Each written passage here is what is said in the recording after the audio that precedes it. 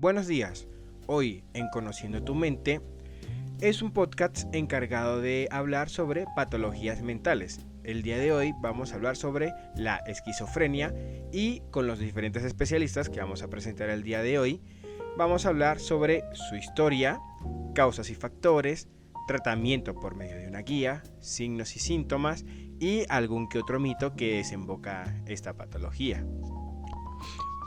Bien es sabido que la esquizofrenia es una patología que ha existido desde hace muchísimo tiempo. Está descrita de diferentes maneras en la Biblia, en escritos clásicos o a veces en algún que otro pergamino suelto que se ha identificado como un cambio de la personalidad, una posesión de un demonio o el alter ego de otra persona que quiere ocupar ese cuerpo, que pues se puede asimilar lo mismo como la posesión de un demonio. En este caso la Biblia tiene un pasaje en Marcos 5 que lo define como un demonio y tiene una frase que data de todo el día y toda la noche entre las tumbas y en las montañas aullaría y se ahogaría con piedras, dando a entender de que esa persona como tal, por el sufrimiento en ese momento, como lo entenderían esas personas, la persona en sí misma no es consciente de lo que está haciendo, dando como si fuera una persona agresiva, como una persona con trastornos un poco más seniles y un cambio totalmente fuera en sí. A partir de aquí, la historia pues ha entendido como esta enfermedad esta patología como esta enfermedad, y a raíz de eso no es hasta el siglo XIX cuando se hacen el primer avance importante sobre esta patología, la cual es hecha por un psiquiatra, el doctor Emil Kraepelin, que pues fue un director de la Clínica Universitaria de Esquizofrenia en Estonia y bueno, usó el primer término que se le conoció como demencia precox o demencia prematura. Creía que era una afección, siempre tenía un curso que empeoraba constantemente o si había alguna mejora con el tiempo, pero esta mejora solo sería parcial. En este momento la comprensión de Kraepelin de la esquizofrenia todavía era incompleta. Su trabajo fue pionero, sí, pero en la forma que distinguió las condiciones, otros psiquiatras daban a entender como trastornos psicóticos o como el trastorno bipolar. No es sino hasta más tarde que llegó otro psiquiatra, Eugen Beulder, desarrolló las ideas que Kraepelin sobre el diagnóstico y la afección utilizó por primera vez. Lo llamó esquizofrenia como tal.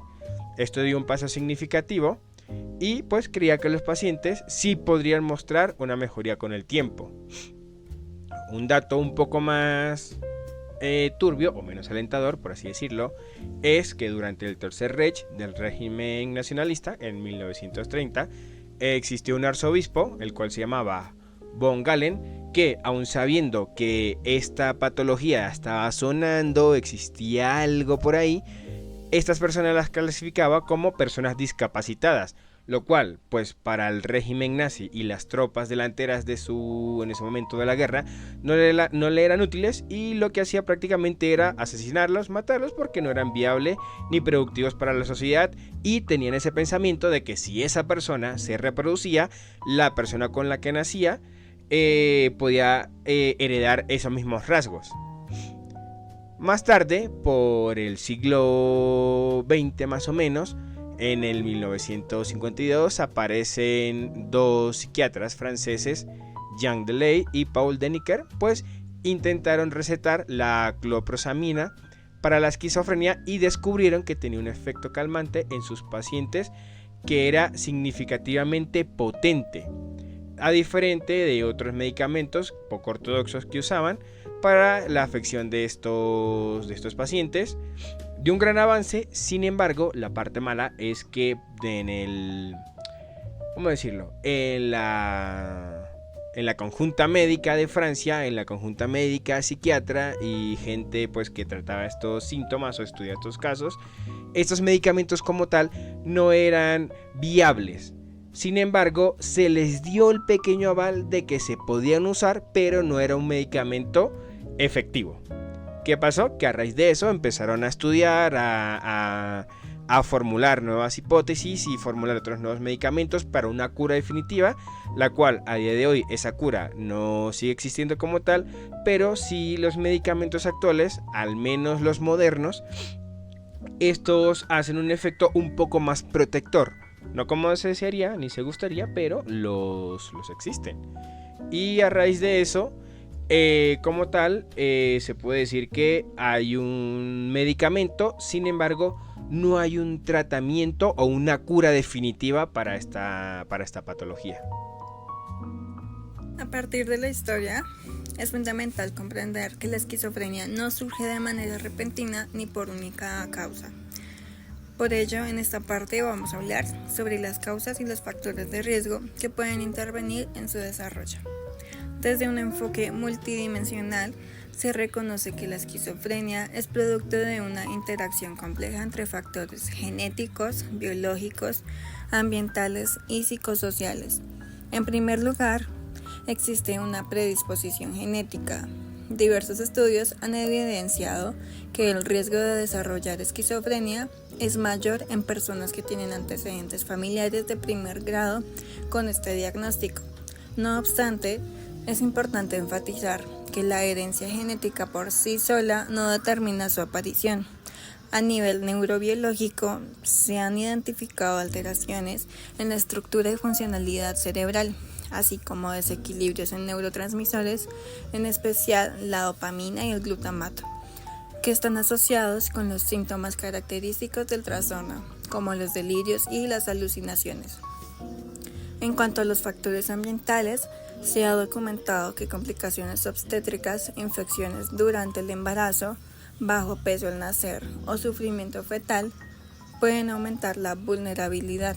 Asimismo, el consumo de sustancias psicoactivas, en particular el cannabis durante la adolescencia, se asocia con un mayor riesgo, especialmente en individuos genéticamente predispuestos. Por otro lado, los factores psicosociales también tienen un peso importante.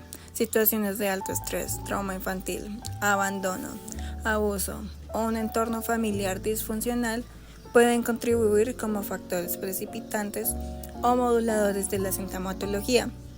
En resumen de todo esto, la esquizofrenia va a ser el resultado de múltiples factores que interactúan entre sí. Comprender estas causas y riesgos permiten no solo mejorar la detección temprana, sino también promover estrategias de prevención y apoyo más efectivas. Derribando mitos. Hablemos brevemente de algunos mitos comunes sobre la esquizofrenia que aún hoy causan confusión y discriminación. Mito 1. ¿Las personas con esquizofrenia son violentas? En realidad, la mayoría no lo son. En realidad, tienen más probabilidad de ser víctimas de violencia que de cometerla. El riesgo aumenta solo si hay consumo de sustancias o abandono del tratamiento. Mito 2. ¿La esquizofrenia significa tener doble personalidad? En realidad, no tiene nada que ver con el trastorno de identidad disociativa. En la esquizofrenia, lo que se afecta es la percepción de la realidad, no la identidad. Mito 3. ¿Las personas con esquizofrenia no pueden trabajar ni llevar una vida normal? En realidad, con tratamiento muchas personas pueden estudiar, trabajar, tener relaciones y desarrollar proyectos de vida. El apoyo y la inclusión hacen la diferencia. Mito 4. ¿Es una condición rara? En realidad, afecta aproximadamente al 1% de la población mundial. No es común, pero tampoco es tan poco frecuente como se piensa. Mito 5. ¿Es culpa de la familia del paciente? En realidad, nadie elige tener esquizofrenia. Culpar solo genera más dolor. En cambio, informar y apoyar abre puertas al tratamiento y a la comprensión. En esta sección también hablaremos de genios, mitos y cultura pop. ¿Sabían que hay especulaciones que figuras como John Nash, Vincent Van Gogh pudieron haber tenido síntomas compatibles con esquizofrenia? La esquizofrenia también ha sido tema de películas y series, algunas más fieles que otras. Una mente brillante, Donnie Darko, El maquinista o Fragmentada, aunque muchas veces se mezclan conceptos, lo que puede reforzar estigmas. Y es que todavía hoy el mito del loco peligroso se asocia a la esquizofrenia. La verdad es que las personas con esta enfermedad tienen más riesgo de ser víctimas que agresores. Continuaremos con los signos y síntomas. Antes de que existiera el concepto de esquizofrenia, los síntomas como escuchar voces, tener ideas extrañas o comportarse de forma incoherente eran vistos como señales de posesión demoníaca, castigos divinos o dones sobrenaturales. Algunas personas eran exorcizadas, otras veneradas como profetas o marginadas por miedo. Durante la Edad Media, con una fuerte carga religiosa, estos comportamientos eran considerados locura peligrosa, y quienes los padecían sufrían de encierro, tortura o abandono. Ya en los siglos XVIII y XIX se comenzó a pensar en la locura como un problema del alma o del carácter. Y aunque surgieron los primeros asilos psiquiátricos, los tratamientos seguían siendo rudimentarios y muchas veces inhumanos. Fue a finales del siglo XIX cuando Emil Kraepelin propuso el término demencia precoz para describir una condición crónica que comenzaba en la juventud. Y en 1911 Eugène Bleuler acuñó finalmente la palabra esquizofrenia, destacando no solo los delirios y alucinaciones, sino también el aislamiento emocional y el pensamiento desorganizado. Con el paso del tiempo, la medicina avanzó y hoy sabemos que se trata de un trastorno cerebral complejo, influido por factores genéticos, químicos y sociales, que puede ser tratada con medicación, psicoterapia y apoyo social, marcando un largo camino desde el miedo y el castigo hacia la comprensión y el acompañamiento. Continuando a esto, hablaremos sobre el tratamiento de la esquizofrenia según la guía de práctica clínica. Imagínense en esto, están acompañando a una persona que ha sido diagnosticada con esquizofrenia. Lo primero que se preguntan es ¿cuál es el tratamiento más adecuado? Pues bien, la guía que tenemos entre manos es clara y práctica. Primero, el tratamiento de la esquizofrenia no se basa únicamente en la medicación. Esta es multidimensional. Involucra 3 pilares. Primero, tratamiento farmacológico. Segundo, tratamiento psicológico y psicosocial. Y tercero, apoyo familiar y comunitario. Empecemos por el tratamiento farmacológico. Los antipsicóticos son la piedra angular. La guía recomienda antipsicóticos atípicos como primera línea, por ejemplo, risperidona o nlanzapina, ya que estos tienen menos efectos extrapiramidales. Luego, los antipsicóticos típicos, como el haloperidol, se reservan para ciertos casos o cuando los anteriores no funcionan. Y ojo con esto, si el paciente no responde al menos a 2 antipsicóticos diferentes, es momento de considerar la clozapina, que es un fármaco de elección en casos resistentes. Ahora vamos al tratamiento psicológico y psicosocial. Se habla de psicoeducación para que el paciente y su familia entiendan la enfermedad. Terapia cognitivo-conductual, especialmente útil en síntomas residuales como delirantes o alucinaciones persistentes. Entrenamiento de habilidades sociales para mejorar la funcionalidad e intervenciones familiares vitales para reducir las recaídas y hospitalizaciones.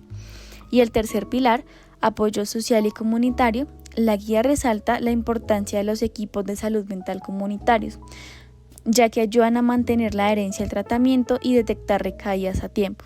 Además, el trabajo social es clave para favorecer la integración laboral, educativa o social del paciente.